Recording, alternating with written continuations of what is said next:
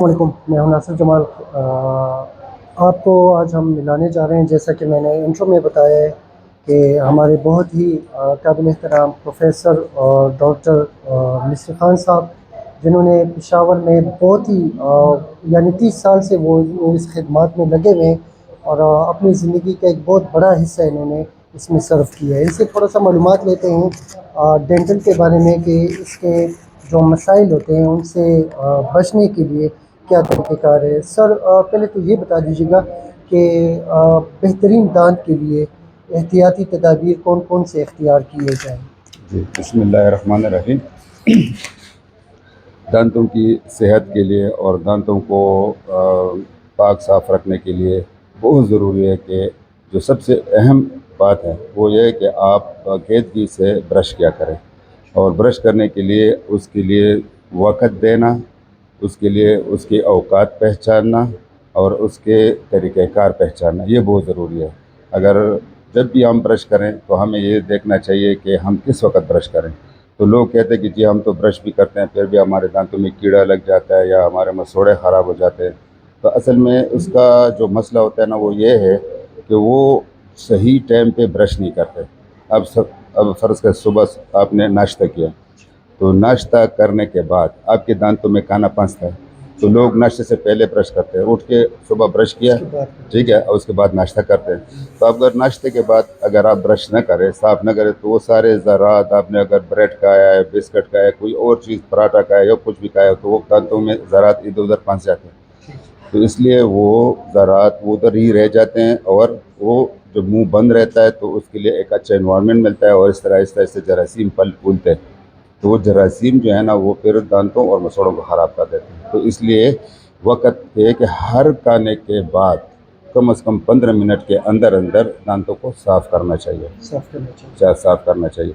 अब जो सबसे बेहतरीन टाइम है वो ये है जो कि वो रात को सोने से पहले जी। वो बाकायदगी से अपने दांत ब्रश करे। अब अगर उसको रात सोने से पहले जब उसने मज़ीद कुछ खाना नहीं है और वो अपने दांतों को अच्छी तरह साफ़ करे, तो ज़रूरी बात है कि वो सुबह रात सारी रात उसका मुँह साफ़ रहता है। सुबह ब्रश करे भी ना भी करे, मुँह सिर्फ़ कुली भी करे तो काफ़ी होता है, ठीक है। लेकिन अगर उसने रात को ब्रश नहीं किया, तो ब्रश न करने की वजह से क्या हो कि जो रात को खाना खाया है वो उसके मुँह में रह जाता है, ज़रात जगह-जगह रह जाते हैं।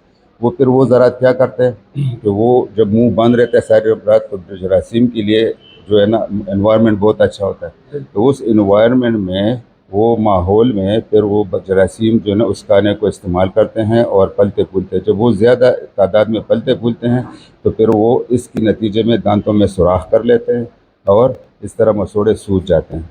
तो इसलिए रात को सोने से पहले ये बहुत ज़रूरी है, और हर खाने के बाद कम से कम 15 मिनट के अंदर-अंदर उसको चाहिए कि वो अपना ब्रश करे और उसको साफ़ करे। दूसरी बात जो थी वो ये है कि वो ब्रश किस तरह करे। तो देखो हर दांत के कम से कम 4-5 साइड हैं। जी। सामने साइड है, पीछे इस तरफ है और काटने वाले सरफेस, जिससे ग्राइंड करते हैं, जिससे चबाते हैं। तो हर सरफेस को, हर सतह को, हर उसका जो फेस है उसको साफ़ रखना चाहिए।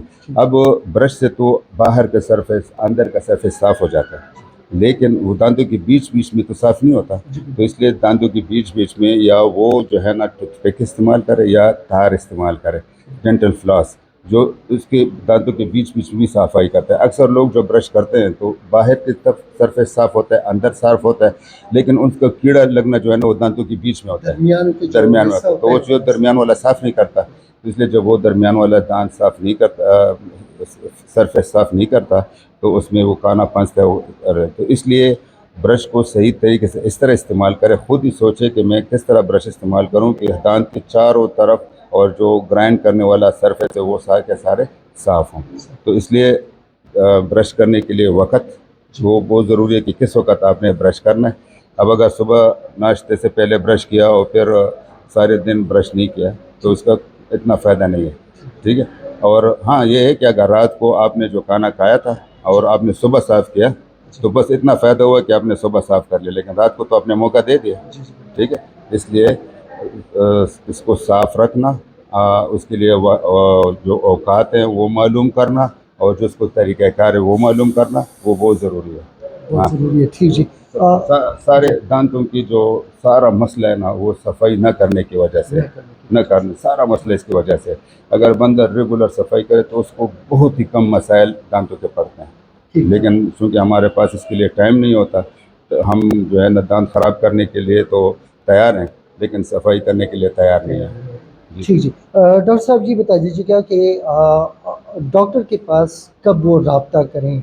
कौन-सी ऐसी वो तासुरात हैं जो कि वो अलामत महसूस करें, अलामात को महसूस करें, उसके बाद जो है उनको डॉक्टर से ज़रूर रुजू करना चाहिए? वैसे एक मशहूर मसल है, वो कहते हैं कि बर्थडे वंस ए ईयर, जी। Dentist twice a year. अगर कोई चाहता है कि मेरे दांतों में मसला ना हो, तो उसको साल में 2 दफ़ा हर 6 महीने बाद अपने दांतों का चेकअप करना चाहिए। ठीक। अगर वो चाहते हैं कि मेरे दांत जो है ना 100 साल तक चले, बल्कि उससे भी अगर उम्र ज़्यादा है, तो ज़रूरी नहीं है कि बंदा 100 साल के उसके दांत गिरे या ख़राब हो जाए, नहीं।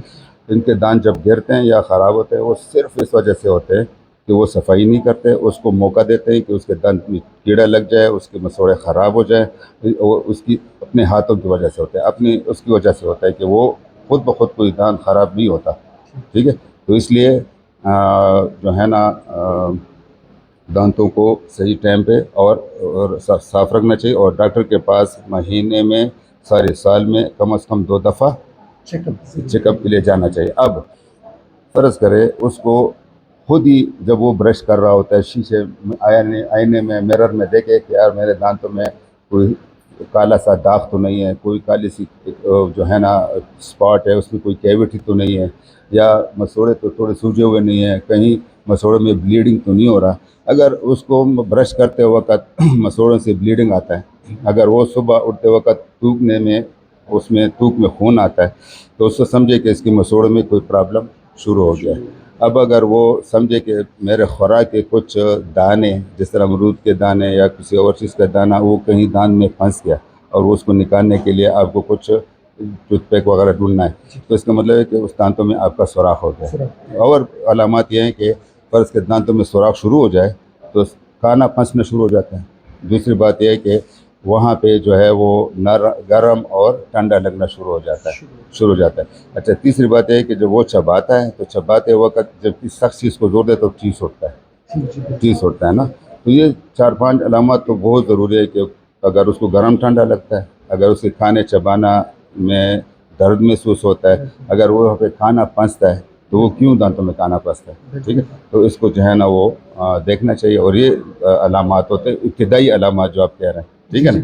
दूसरी बात यह है ना कि अगर आप देखें कि आपके बच्चे के, आपके घर वाले के, या खुद ही आपके दांत चीड़े हैं, सारे चीड़े एक दूसरे के ऊपर नीचे हैं, और वो सही अरेंजमेंट में नहीं है, तो उसका भी फ़िक्र करना चाहिए, क्योंकि उन्हीं दांतों में खाना भी ज़्यादा फंसता है, उन्हीं में जो है ना सफाई सही नहीं होती, तरतीब से ना हो तो तरतीब से ना हो, कीड़े वीड़े हो दांत हो, एक दूसरे के ऊपर नीचे हो, क्राउडिंग हो, तो ऐसे दांतों को भी फिक्र करनी चाहिए। दांतों के नीचे दांत और अपने ऊपर के दांतों का रिलेशन ठीक नहीं है, कोई दांत बहुत पीछे, लोअर जबड़ा बहुत पीछे, ऊपर का जबड़ा आगे है, तो आप समझे कि इसमें कुछ गड़बड़ है, तो इसलिए उसको भी देखना चाहिए कि वो इसकी इलाज करना चाहिए। हाँ, तो इस तरह और बहुत उसके सारे ऊपर नीचे भी होते हैं कि बाज़ दांत जो हैं वो थोड़े से छोटे होते हैं और ऊपर वाला दांत जो है वो थोड़ा-सा ज़्यादा लंबा होता है, तो उसका भी वो थोड़ा-सा बिल्कुल, जो जो दांत ज़्यादा लंबे हो जाते हैं या छोटे हो जाते हैं, छोटे इसलिए होते हैं ना कि वो दांत आपस में खुरचते हैं, जी। और खुरचने की कई वजूहत हो सकते हैं। हो सकता है कि उसके दांतों का रिलेशनशिप, अपर जा लोअर जा का रिलेशनशिप सही ना हो, तो उस वजह से वो दांत खुरचते हैं। या दूसरी बात है कि उसका कोई हैबिट ऐसा है कि दांतों को ज़्यादा खुरचते हैं, ठीक है, वो छोटे हो जाते हैं। जब वो छोटे हो जाते हैं, तो उसका फिर जो चीक है, लिप है, वो बाइट में आ जाता है, और इस तरह जो है ना उसको सेंसिटिविटी, हाइपर सेंसिटिविटी, गर्म ठंडा ये भी लगना शुरू हो जाता है, और वो ज़्यादा, तो उसके दांत ज़्यादा खुरच जाते हैं, छोटे हो जाते हैं,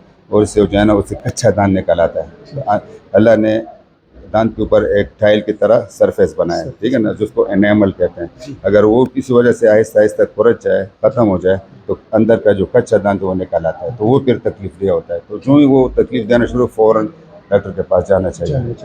लास्ट क्वेश्चन जी, आखिरी क्वेश्चन। कौन सी फैसिलिटी आप यहाँ पे लोगों को दे रहे हैं? बहुत खूबसूरत सेटअप आपने माशाल्लाह बनाया हुआ है। कौन कौन से किस किस्म के ज़्यादा पेशेंट आपके पास आते हैं, या कौन से पेशेंट जो हैं वो स्पेशलिटी आपकी है जो कि दूसरों के पास नहीं है, जो फिजिबिलिटी है आपने यहाँ पे रिलैक्सेशन रखी हुई है, वो थोड़ा सा बता दीजिए। अच्छा बात यह है कि हमारा तो जनरल प्रैक्टिस है। जी हाँ, जनरल प्रैक्टिस ऑफ डेंटिस्ट्री। तो इसमें हम तकरीबन हर किस्म के मरीज़ों का इलाज करते हैं। वो ख्वाह दांतों में कोई तकलीफ़ हो, वो मसूड़ों में कोई तकलीफ़ हो, या इसके टेढ़े बेढ़े दांत हो तो इसके लिए ब्रेसिस का इलाज करते हैं। अगर किसी के दांत ना हो तो इसके लिए मसनूई दांत भी बनाते हैं, इम्प्लांट भी करते हैं जो हड्डी के अंदर जड़ें लगाते हैं, तो डेंचर भी बनाते हैं। तो मेरा ख्याल है कि ऐसा कोई उन्हें बच्चों का जो है ना दांतों का इलाज करते हैं। हमारे इस सेंटर में ऊपर हॉस्पिटल भी है। अगर किसी को इलाज बड़े नशे के अंदर होता है, जनरल एनेस्थीसिया के अंदर होता है, तो वो भी कर लेते हैं। हमारे पास टीम पूरा है ना। अगर किसी के फ्रैक्चर जबड़े हों, किसी के दांत जबड़ा टूटा हो, या किसी को खुदा न खास्ता कोई कैंसर हो या कोई इस तरह के, तो उसका इलाज भी हम कर लेते हैं। तो नॉर्मल तौर पे जो है हमारे पास जितने आप ये देख रहे हैं, तो ऑलमोस्ट हर किस्म का इलाज हम कर लेते हैं, और हमारे पास पूरा टीम है। ठीक है ना। हर किस्म की स्पेशलिटी के लिए अलग अलग बंदा भी है, और एक बंदा खुद भी सारे काम कर सकता है। ठीक तो है। इस तरह इंशाल्लाह हम हर तरह का इलाज करते हैं, और हमारे पास हर तरह के इलाज के लिए लोग आते हैं।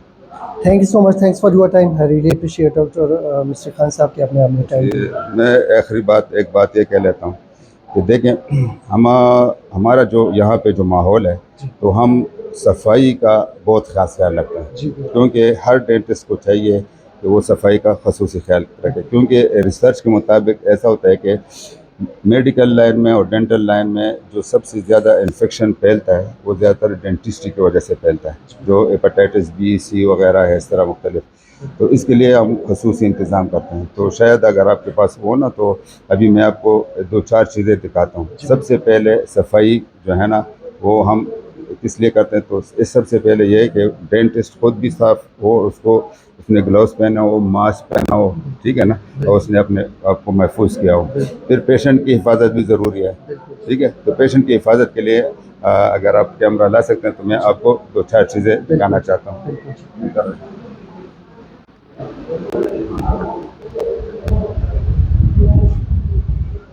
जाओ।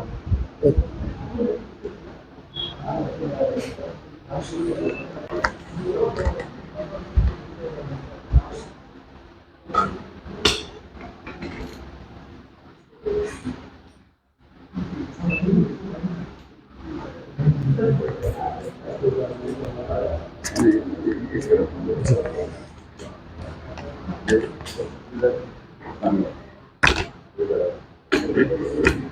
अच्छा उधर पे। जी अनयूज वाउचर।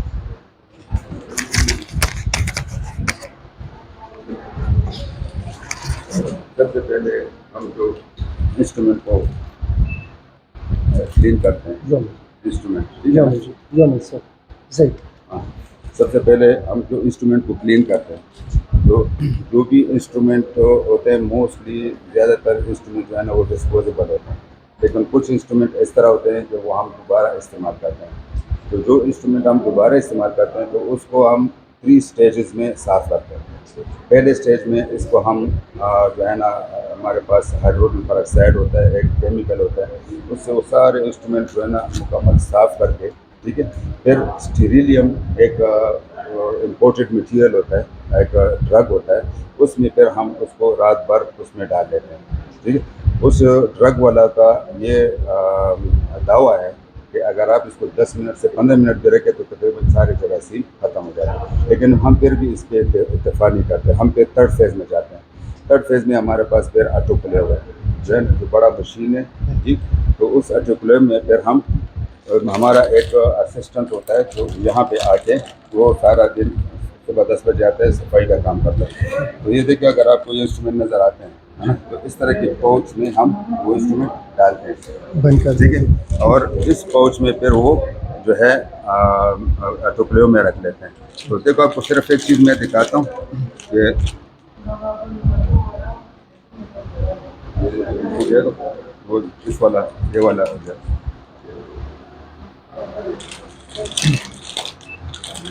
ये आपको नज़र आता है ना। जी जी तो देखो यहाँ पे जब इस इंस्ट्रूमेंट को जो फ्लो में रख दिया जाए तो एक ख़ास टेम्परेचर और प्रेशर के अंदर, है ना, ये इसका रंग चेंज हो जाता है। ठीक ठीक है ना, ये पहले ब्लू होता है, बिल्कुल जी ठीक है, और यहाँ लिखा है कि when steam sterilise the blue indicator turns to a dark green. तो देखो ये डार्क ग्रीन में चेंज हुआ है, तो ये इसका लिटमस टेस्ट है कि ये इंस्ट्रूमेंट साफ है कि नहीं। साफ है। ठीक है ना, तो सबसे पहले हमने ये देखना होता है कि ये जो हमारे असिस्टेंट इसको साफ करते हैं, तो हम सुबह आगे फिर ये देखते हैं कि ये टर्न हुआ है कि नहीं, ग्रीन से ब्लू से ग्रीन टर्न हुआ है कि नहीं। ठीक है ना, तो अगर ये अलामत है तो फिर हम चाहते हैं कि ये स्टरलाइज हुआ है। एक ये बात है। दूसरी बात ये एनेस्थीसिया कार्ट्रिजेज हैं। जी ठीक है बिल्कुल। ना, अगर ये कार्ट्रिज क्या करते हैं लोग, ये इसको जब ये यूज़ करते हैं, जी ठीक है ना, तो अक्सर लोग बाज़ार में बड़ा वायल मिलता है जी खासकर जानवरों को एनेस्थीसिया देने के लिए, जी जी तो वो दोबारा इसको फिल करते हैं। जी जी बिल्कुल ठीक है ना, बिल्कुल। तो उसमें जब आप यहाँ से नीडल डालते हैं ना, तो नीडल से कभी कभी ब्लड इसके अंदर चला जाता है। चलो तो वो अगर दोबारा फिल हो जाए तो दोबारा फिल करने से क्या होता है कि वहाँ पे फिर दोबारा जो पेशेंट है उसमें इन्फेक्शन हो सकता है। Infection। तो देखो ये बिल्कुल सील होता है। ठीक ठीक है, ये बिल्कुल सील होता सील। है ना, तो हमने ये सील कार्ट्रिज इस्तेमाल करते हैं। बिल्कुल ये बहुत बड़ा सोर्स है इन्फेक्शन का। अगर इसको किसी मोबाइल से किसी बड़े से ला के दोबारा फिल किया जाए, है ना, तो उसमें फिर ब्लड चला जाता है। ब्लड शुगर क्योंकि यहाँ पे ब्लड एक दफ़ा जब हम इस तरह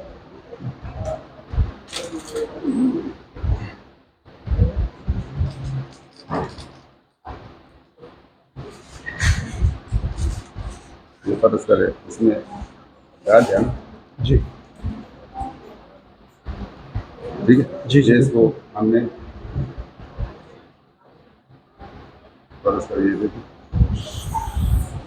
ठीक है ना, जी बिल्कुल जब इसको पेशेंट का अंदर खाता कर तो वापस जब आता है तो इसको अपने साथ इसको ब्लड लेके कैन देता है ना, तो इसको अब ये खाली हो गया, इसको दोबारा यूज़ नहीं करना चाहिए। अगर आप इस तरफ से वो डाल दें ना ये, जी तो इसको आप फिल कर सकते हैं। अच्छा ठीक है, बिल्कुल ये सही नहीं करना चाहिए। ठीक जी दूसरी बात ये ये नीडल्स हैं। जी ठीक है, देखो इस पे ये जो है ना सील लगा हुआ है बिल्कुल जी लगा हुआ है ना, तो इसको आप देखें, अगर इसको फ्लो से आप देख सकते हैं तो ये सील फ्रैक्चर हो गया।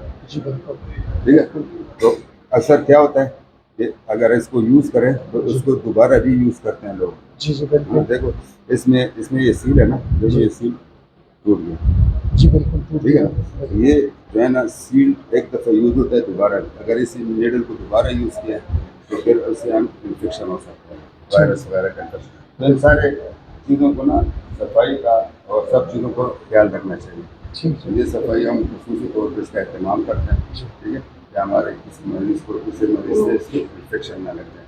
ठीक ठीक, तो हमारे इंशाल्लाह हमारा सारा हर यूनिट के ऊपर आगे का सिस्टम होता है, वो सारे इंस्ट्रूमेंट आते हैं, मटीरियल आता है, वो सारा साफ सुथरा और काम हमारा साफ सुथरा होता है इंशाल्लाह। तो ये तमाम डॉक्टर बरादरी को जो हमारे खासकर डेंटिस्ट है उनको स्पेशल मैं ये एडवाइस देता हूँ, क्योंकि ज़्यादातर तो मेरे स्टूडेंट हैं, मैं प्रोफेसर रह चुका हूँ लेबर कॉलेज ऑफ डेंटिस्ट। ठीक है, तो उसमें के मरीज़ों की सेहत के लिए, ठीक है, स्टरलाइजेशन का, सफाई का खास ख्याल रखें। बहुत बहुत शुक्रिया थैंक यू सो मच।